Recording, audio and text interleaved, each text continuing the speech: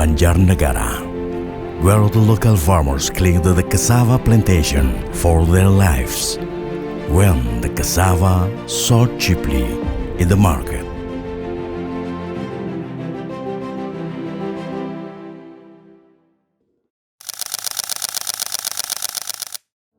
Nama saya Syarifuddin, pekerjaannya tani, menanam ubi kayu.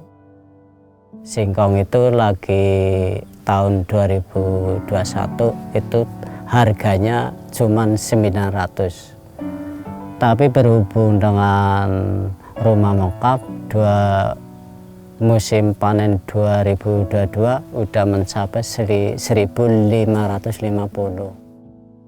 Jadi berhubung udah sama rumah mokaf agak ada berhasil. Jadi semangat tambah semangatnya itu, Pak. In response to the accord issue, Riza was eager to help local farmers solve the problem.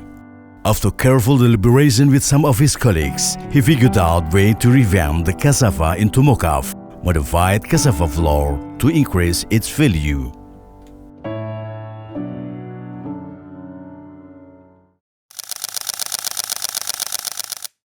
Riza initiated Rumah Mokaf as a social enterprise that engaged in agribusiness with an emphasis on the development of mokaf products. Rumah Mokaf's ambition is economic democracy for everyone, end to end. It is expected that this goal will facilitate the achievement of Indonesia's food sovereignty. Berbagai kalangan, baik para pakar maupun Lembaga Pangan Dunia memprediksi beberapa tahun ke depan dunia akan mengalami krisis pangan global. Kami juga memperoleh data juga yang sangat mencengangkan gitu ya. Ternyata Indonesia kan negara pengimpor terigu terbesar sedunia kan. 100% harus impor dan kita bisa lihat dari Sabang sampai Merauke tidak ada hamparan gandum. Saya memiliki cita-cita agar Indonesia bisa berdaulat pangan, terutama singkong ini bisa terangkat martabatnya dan singkong yang menjadi Indonesia yang menjadi negara penghasil singkong terbesar kedua ini benar-benar bisa berdaulat dengan mengelola mokaf ini, menggantikan terigu. Rumah Mokaf was step 1. Persistence is essential in order to reach the maximum target. Thus, the collaborative effort between all parties must continue until the end of the game.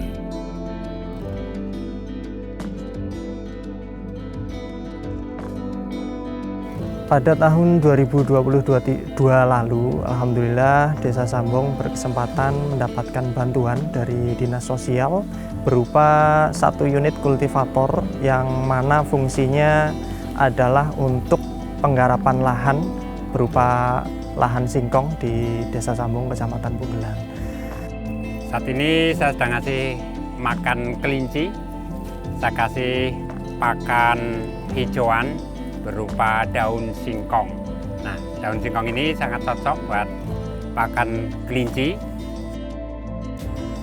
Ini di kandang kambing perah, di mana kami menerapkan sistem pakannya ini kita menggunakan atau memanfaatkan limbah dari tanaman singkong, yaitu daun singkong saat panen singkong kita ambil sebagai salah satu pakan, yaitu hijauan sebagai pakan kambing.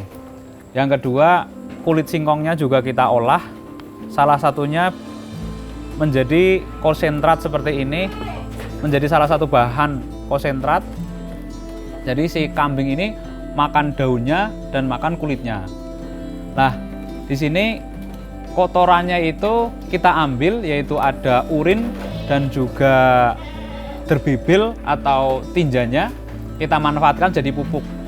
Kita olah pupuknya dan kita kembalikan lagi ke kebun singkong. Jadi kotoran kambing ke kebun singkong sebagai pupuk organik.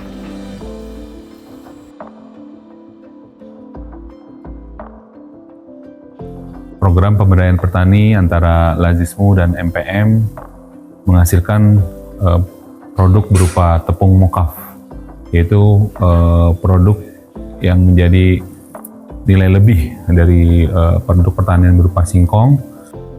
Rumah Mukaf adalah salah satu contoh produk dampingan dari Majelis Pemberdayaan Masyarakat Pimpinan Pusat Muhammadiyah yang sudah berhasil masuk pada level ekonomi ekspor.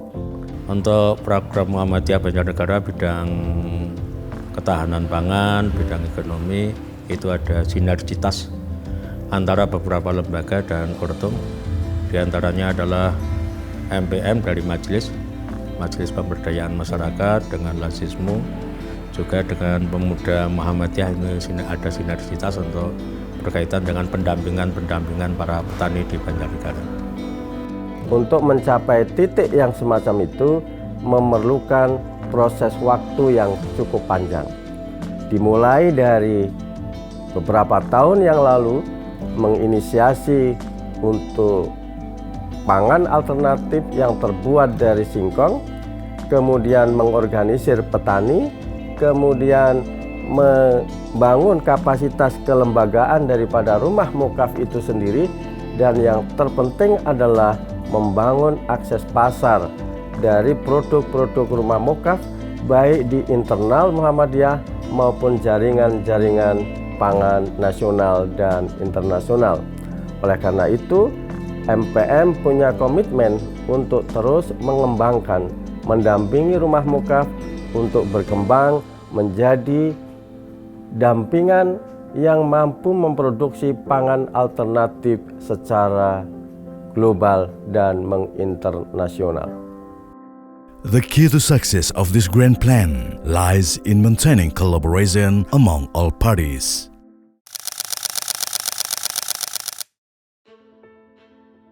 Dampak dari petani, harapannya ke depan semoga harganya lebih tinggi karena udah bergabung dengan Rumah Mukaf gitu.